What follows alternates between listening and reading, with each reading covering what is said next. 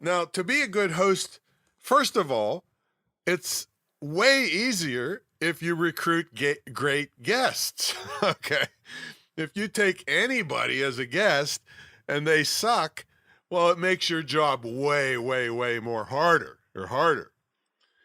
I mean, they may give one-word answers, and you have to keep digging and digging to get them to open up. Now, I'm going to talk about researching your guest, but this is another reason to do a really good job of researching the guest. They might give one-word answers on most of the questions, and that makes it really suck.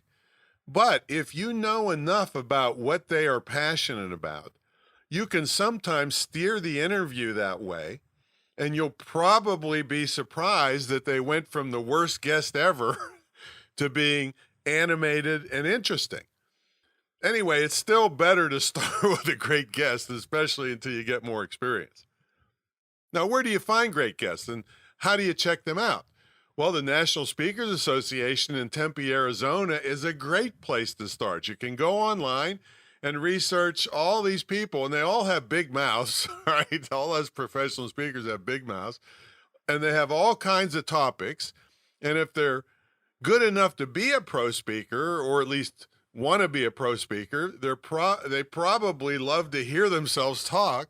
They probably have some clean humor and good stories, and all that makes for a great show and makes it easier on you, by the way. Also, there are podcast matching services like podmatch.com, where guests and hosts can list themselves. Most of the guests have sample interviews, so you can see what they sound and or look like if it's a video interview before you book them.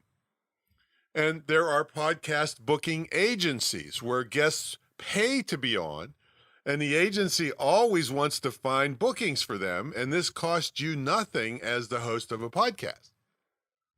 Okay, the next thing I do when considering a guest is I Google the person's name and the word scam. And then I do it again with the word ripoff. And then I do it again with the word complaints. And guess what? If I see a whole bunch of results and in some fashion they're saying this person is not a scam, pretty much you can bet they are a scammer. Okay? They manipulated people, probably affiliates of theirs, who would make money if you bought something from the scammer through their links, and who will say anything nice about the scammer just so they can get the commission.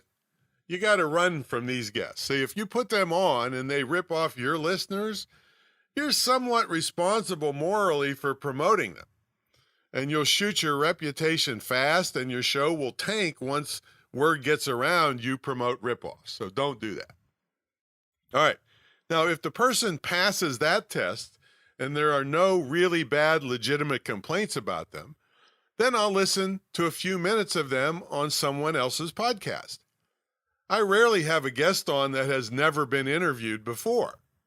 See, I have a high-quality show, and I can't afford to have people on who either suck as guests or start spouting crazy stuff that I don't believe in. All right, now, that's not to say I won't have a legitimate debate.